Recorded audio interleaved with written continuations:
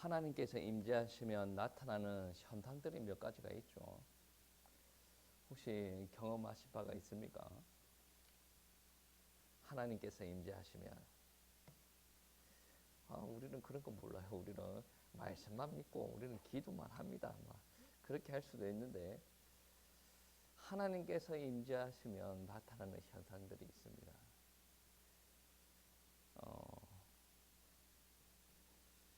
가정이 회복되는 일들이 일어나죠.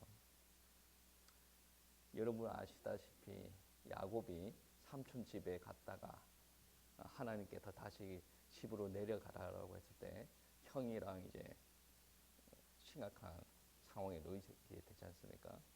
하나님께서 형의 마음을 만지셔서 또 하나님께서 임재하시면 이제 경제적인 분도 있죠. 아브라함도 그랬고 이삭도 그랬고 야곱도 그랬고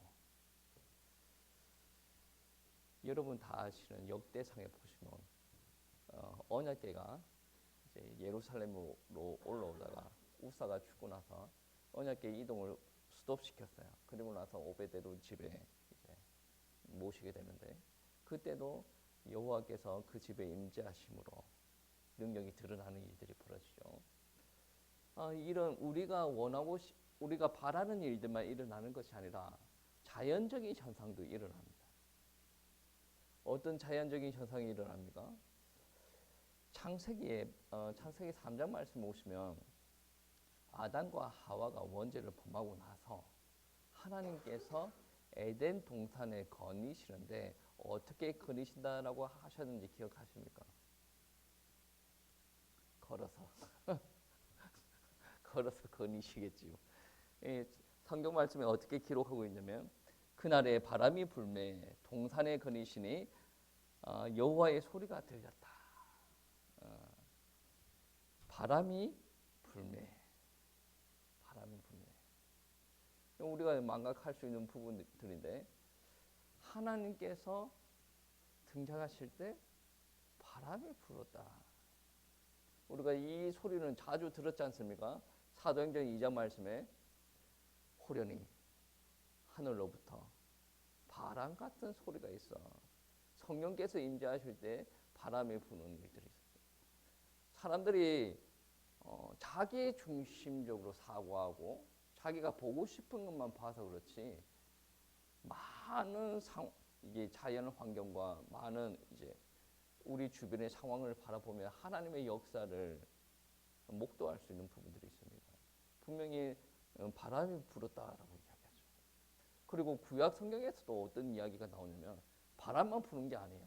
여러분 시내산에서 모세가 하나님을 만나고 언약궤를 받을 때 어떤 일들이 일어납니까?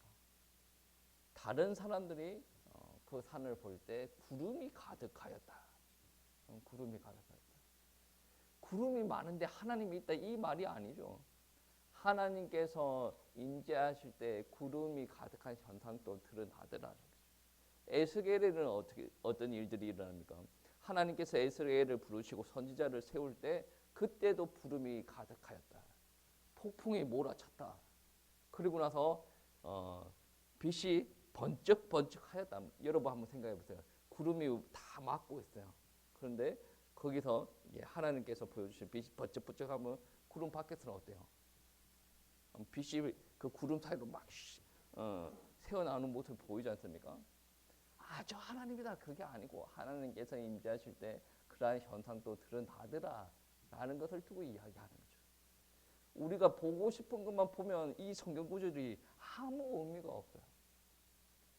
여러분 신앙생활은 내가 보고 싶은 것만 보고 내가 하고 싶은 것만 하는 것은 절대 신앙생활 아니에요.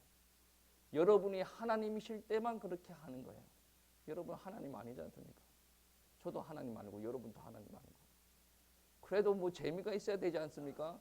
그래서 신앙생활의 시작은 뭐부터 시작하는 겁니까? 회심. 교회에 왔다라고 해서 신앙생활을 시작하는 거 아니죠. 구경하는 거고. 본인이 직접 신앙생활을 하는데 그 신앙생활은 어디에서 오는 겁니까? 하나님께서 나를 불러야 돼요.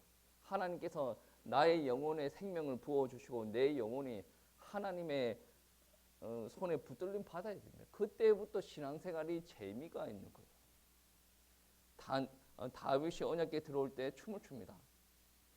그 하나님께 붙잡힌 바가 안 됐다면 그거는 미친 사람이라고 할 수도 있죠. 여러분 출애굽하고 나서 홍해도 갈라지고 나서 사람들이 막 춤을 추고 노래합니다. 악기를 두드리면서 막 노래를 합니다. 이거는 구원을 경험하지 못한 사람들은 이러한 일을 절대로 할 수가 없다는 거죠. 우리가 하고 싶은 일만 하는 것은 신앙생활이 아니에요. 정말로 신앙생활 아니에요. 하나님께서 저와 여러분을 부르셨을 때는 목적이 있어요. 그 목적에 부합하게 내가 쓰임 받을 수 있도록 내가 변화가 되어져야 되는데 원체 고집이 세니까 변화가 안 되는 거죠. 하나님께서 만들어 가시는 거죠. 어떨 때는 축복하셨다가 어떨 때는 고난도 주셨다가 어떨 때는 기도 더하게 하셨다가 어떨 때는 헌신 많이 하게 하셨다가 이거는 내가 하고 싶다고 해서 하는 부분들이 아닙니다. 여러분 엘리야입니까? 엘리야가 로뎀나무 밑에 쓰러져 있죠. 제가 이야기할 때 엘리야는 자기가 하고 싶은 사역을 했다 이런 개념이 아니라 하나님은 더 큰 것을 가지고 계시다. 하나님 앞에 죽여주세요라고 이야기를 하는데 하나님께서 먹을 거를 주시면서 아직까지 바알에게 무릎 꿇지 않는 제자들이 있다. 호렙산으로 뛰어가라. 자기가 생각하지도 못한 거예요. 그런 것을 하나님께서 예비해 두신다니까요. 여러분이 하나님 털 것도 못 쫓아가는 머리를 가지고 있으면서 계속 머리를 굴리지 않습니까? 답이 안 나와요. 답이 절대로 안 나옵니다. 여러분 이 시간에 예배 자리에 앉아있다라는 것 그것부터가 답이 안 나오는 행동입니다. 여러분 새벽기도 드리죠? 답이 안 나오는 행동들입니다.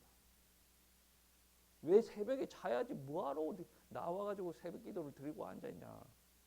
아니 금주철학 때 찬양을 그렇게 많이 하고 있는데 답이 안 나오는 행동들입니다. 적당하게 여러분 요즘 교회 오후 예배 안 드린다고 교회 망하는 교회가 없습니다. 적당하게 머리를 굴려가면서 적당하게 해야지 답이 안 나오는 행동들을 우리가 하고 있단 말이에요. 근데 이 답이 안 나오는 행동들인데 하나님께서 함께 하시면 어떤 일들이 일어날지 모른다. 우리는 그런 거를 기대를 하지만 우리가 다 계획을 세워놓고 나가지 못한다. 여러분 분명한 것은 우리 주변에 하나님께서 임재하신다. 분명히 하나님께서 오실 때 창세기에 바람이 불었다. 사도행전 2장에 바람이 불었다. 모세와 에스겔한테도 구름이 가득하였다라고 이야기하지 않습니까? 오늘 본문 말씀에 보시면 여러분이 이 뻐런처럼 이야기하던 것 주님께서 오실 때는 구름 타고 오신다. 성화도 그런 거 많이 그려놓지 않습니까? 구름 타고 오신다. 하나님께서 그렇게 하신다라고 한다면 그렇게 하시는 거예요. 그리고 분명한 것은 그 현상을 하나님께서 사용하시는 겁니다. 여러분 한번 보세요. 에덴 동산에서 거느실 때 오순절 다락방에 그리고 모세에게 그리고 에스겔에게 그런 현상을 보여주실 때는 국지적으로 보여주다. 선택된 몇 사람들에게 보여주세요. 근데 오늘 구름 타고 오실 때는 모든 이가 다 알게 될 것이다 라고 얘기해요. 완전히 이걸 선포라고 볼 수가 있죠. 모든 이들이 다 알게 될 만큼 하나님께서 하늘에서 내려오실 때 구름 타고 내려오신다. 이거는 주님께서 다시 오신다라는 것은 확실하다라는 것을 두고 이야기합니다. 그 누군가 극소수 사람들만 알 수 있는 그러한 상황이 아니라 모든 이들이 알 수 있게 된다. 신학적으로 더 이야기하면 잠든 자들이 일어나는 그러한 일들도 무덤 속에 있는 사람들도 다시 하늘로 올라가는 그런 일들도 있지 않습니까? 여러분 우리가 아는 것이 다가 아니라는 것을 여러분 아셔야 됩니다. 여러분 재림 주님께서 승천하셨다가 다시 오시는 것을 재림이라고 합니다. 재림은 신화가 아니에요. 성경 말씀에 구름 타고 오신다. 신화가 아닙니다. 실제적으로 우리에게 역사적인 사건으로 오신다라는 말씀입니다. 그리고 재림 이야기를 종종 하는 단체들이 있죠. 이단 사이비들이 성도들 가스라이팅 하려고 그런 일들 많이 하지 않습니까? 좀 문제 있는 교리처럼. 재림이 문제 있는 교리가 아닙니다.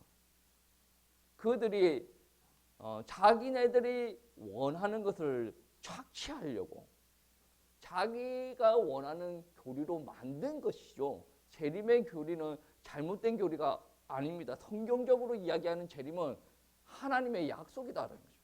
이런 모든 성경은 그렇게 되어 있습니다. 구약 성경은 무엇을 이야기하고 있습니까?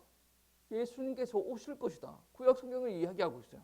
예수님께서 오셨어요. 그 언약을 다 이루셨습니다. 십자가에서 다 이루셨어요. 그리고 나서 예수님께서 다시 승천하셨어요.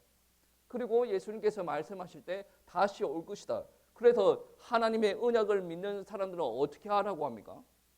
하나님의 말씀 따라 살아가라라고 이야기하지 않습니까? 사도행전 1장 말씀에 예루살렘을 떠나지 말고, 그렇죠? 오로지 기도에 힘쓰라라고 하죠.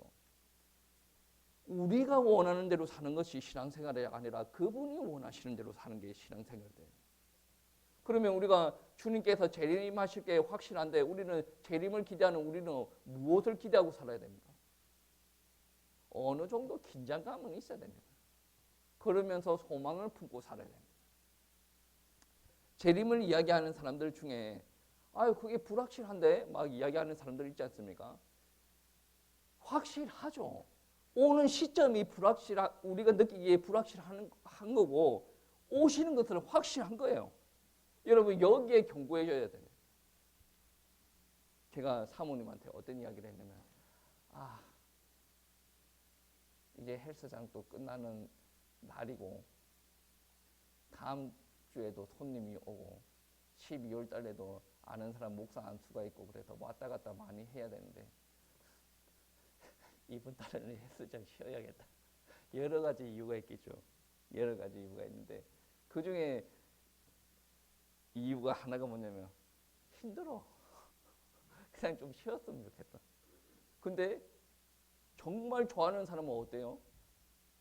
매일같이 10km 뛰는 사람이 있어요. 뛰지 말라고 해도 10km 뛰어요. 왜? 뛰고 나면 몸이 달라지는 거 아니까. 근데 모르는 사람은 어때요?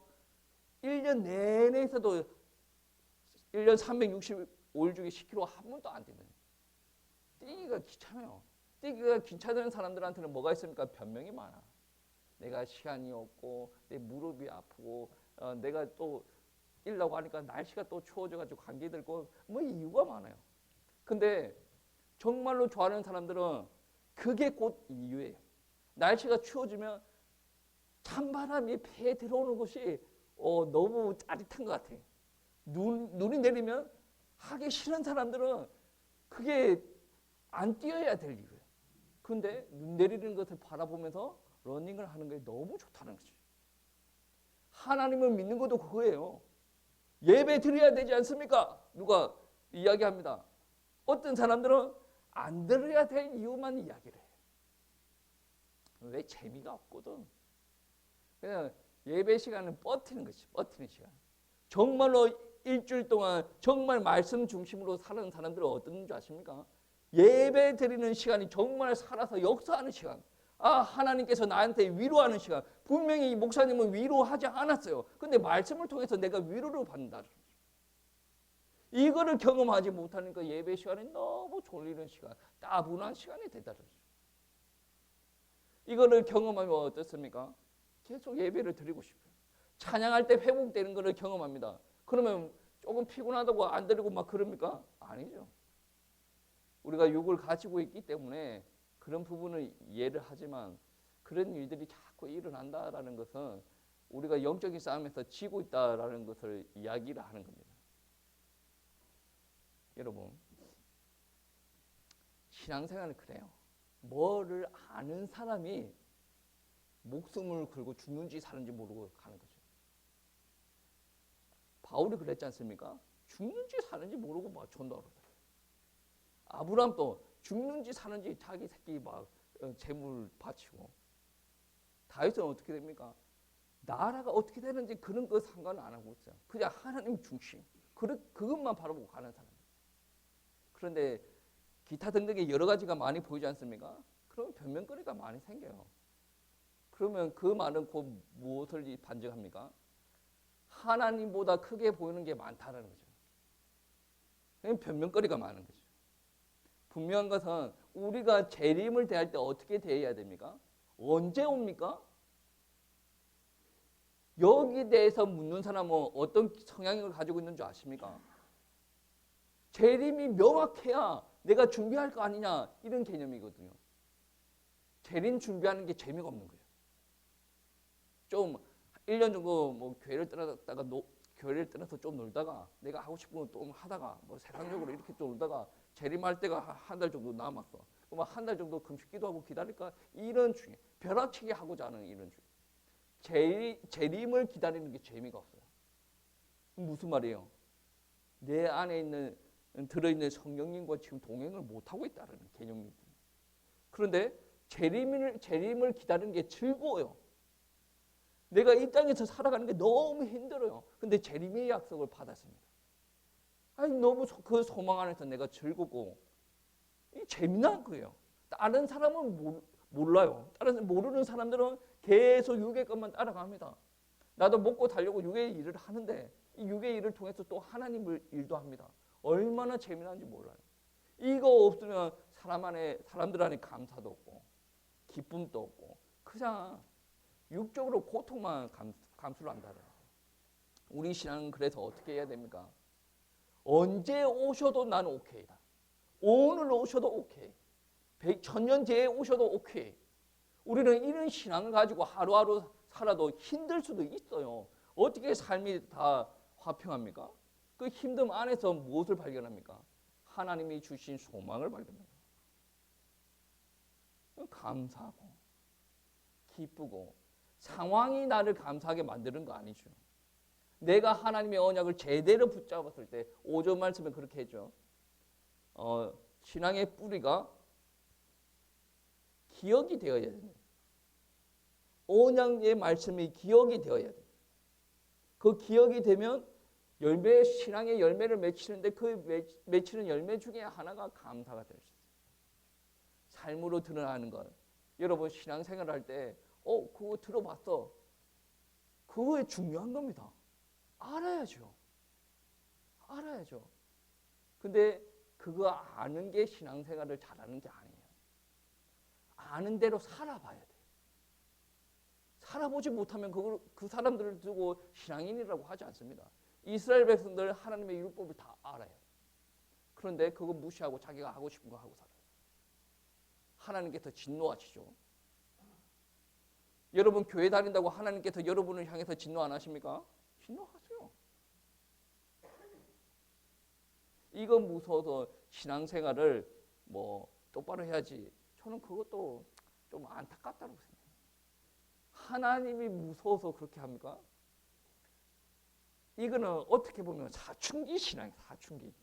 하고 싶은 거는 많은데 엄마 눈치 보고 아빠 눈치 보고 좀 성숙을 해야죠. 성숙으로. 그냥 내가 하고 싶은 거를 하는데 부모님을 기뻐하시고 나를 위해서 사는데 꼭 그게 하나님을 위해서 부모를 위해서 사는 게 됩니다.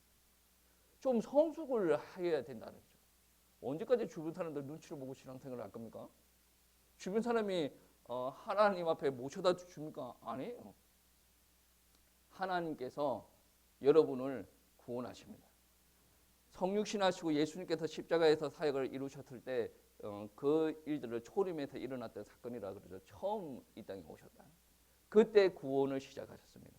재림 때에 우리의 하나님께서 우리의 구원을 완성하시고 그때 일어나는 일들이 한 개 더 있습니다. 뭡니까? 심판. 여러분 두려워요? 심판 받는 게 두렵습니까? 원래 공부 잘하는 애들은 시험 기간에 두렵지 않아요.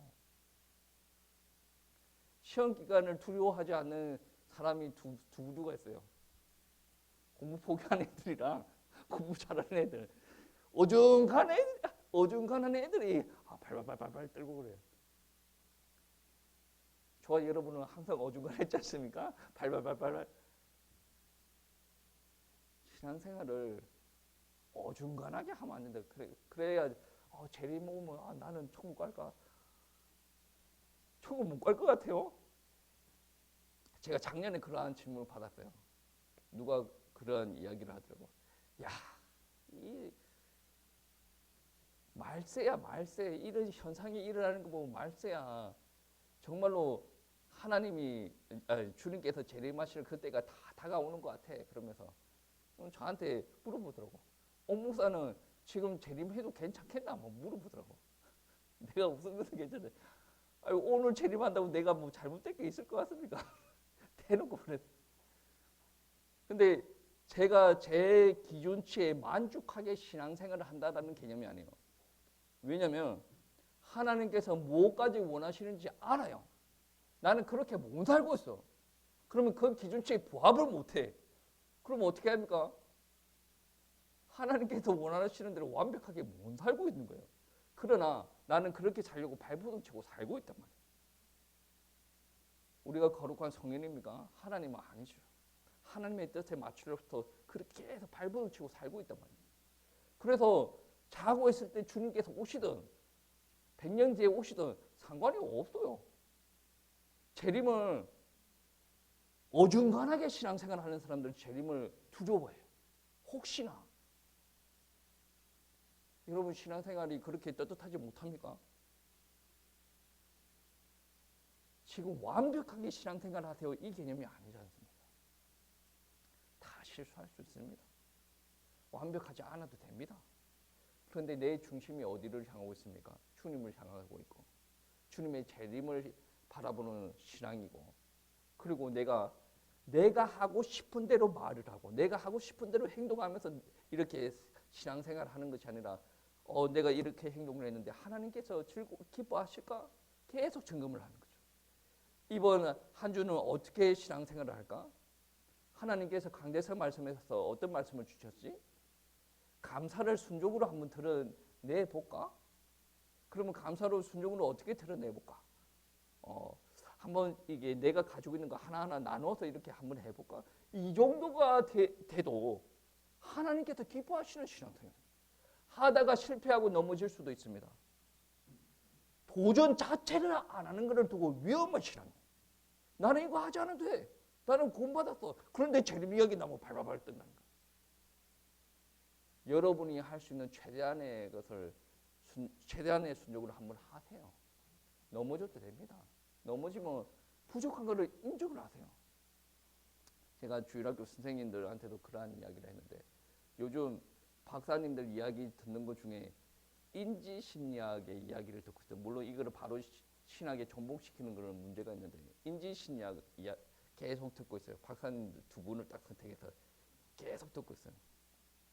내년에는 인지심리학을 가지고 논문을 2편을 써보려고 계속 이야기를 듣고 있어요. 인지심리학에서 이야기하는 바가 그래요. 인지를 해야 변화를 할 수가 있다. 아이들이 막 그럽니다.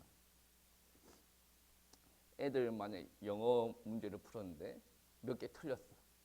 그러면서 하는 말이 뭐냐면 실수해서 그래. S 저거 까먹었어. 이게 하다가 뭐 조금 더 튀어나가지고 N이 M으로 보이는 이거 실수야. N을 또 거꾸로 해가지고 러시아처럼 썼다. 이것도 실수야.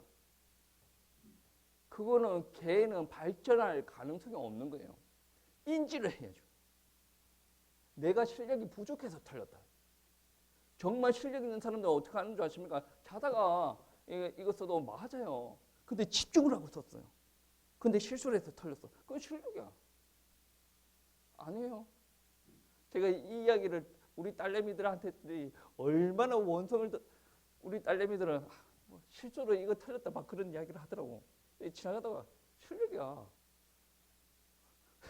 여러분은 안 와닿을지 모르겠는데 저 딸내미들한테 그래. 실력이고 실수가 어딨어. 실수도 실력이야. 여러분 이게 인지가 돼요. 물론 애들한테까지 이러한 이야기를 해서 원성을 좀 사긴 했는데 인지가 있어야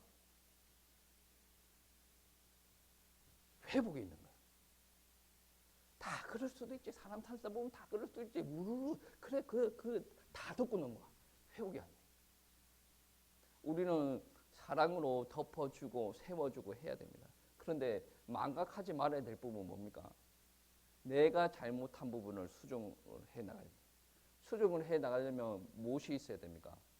내가 잘못한 부분을 인지를 하셔야 돼요. 물론 성령님께서 확 역사를 하시면 그렇게 안 해야 되겠구나. 여러분 다 아시지 않습니까? 성령 사역 하시는 사람들 중에 하나님께서 입을 열지 못하게 하시더라. 그렇게 말씀하시는 분들 많이 있지 않습니까? 어떤 분들은 나쁜 욕을 하고 다녔는데 하나님께서 마음을 주셔가지고 욕 못하게, 그것도 인지해요. 하나님께서 그렇게 시키는구나. 이거는 나쁜 일이구나. 거룩하신 하나님과 맞지 않는 행동 인지를 하셔야죠. 그것도 모르고 내가 가고 싶은데 다 하고 이렇게 다니면 인지 자체가 안 됩니다. 기도하셔야죠. 하나님 깨닫게 해주세요. 재림의 신앙을 믿게 해주세요. 두려워하는 것이 아니라 믿어야 돼요. 믿는 사람들은 재림 이야기를 계속 합니다. 그거는 미지의 영역이야. 그거는 사단, 이단 사이비들이 하는 거야. 그러면 그 재림의 이야기를 못하게 막아요. 그렇게 좋은 메시지를 왜 못하게 막습니까? 주님께서는 확실히 오십니다. 여기에 대한 견고한 믿음이 있어야 돼요. 그래야 흔들리지 않는다는 거예요. 아무리 큰 어려움이 오더라도 주님께서 오셨고 다시 오실 것인데 그 사이 기간 동안 하나님과 내가 함께 하실 것이다. 와도 내가 심판을 받는다라고 하더라도 물론 잘못한 거 있겠지. 그런데 하나님께서 나를 그렇게 하실 것이다. 그런 믿음 때문에 흔들리지 않는 겁니다. 내가 계속 뭔가 불교 애들처럼 뭔가 덕을 세워 나가야 돼. 그러면 올해는 덕을 못 세웠어. 그러면 어떻습니까? 올해 오시면 안 되는데 내년에 좀 덕을 세웠어. 그러면 내년에 오셔야 내가 천국 가는데 이런 식이 되는 거예요. 하나님의 구원은 그런 게 아니다라는 것이죠. 그래서 재림의 신앙, 심판의 신앙은 어떠냐면 성도에게 거룩함, 죄에서 떠난 것, 거룩함, 그리고 헌신, 사명 회복을 이야기를 합니다. 좋은 게 좋아요 이렇게 말고 우리가 하나님의 말씀에서 어느 정도 떨어졌는지 인지를 하여야 여러분 회복할 수가 있는 거예요. 이 정도면 괜찮다. 그건 누가 하시는 겁니까? 하나님 앞에 직접 들었습니까? 아니죠.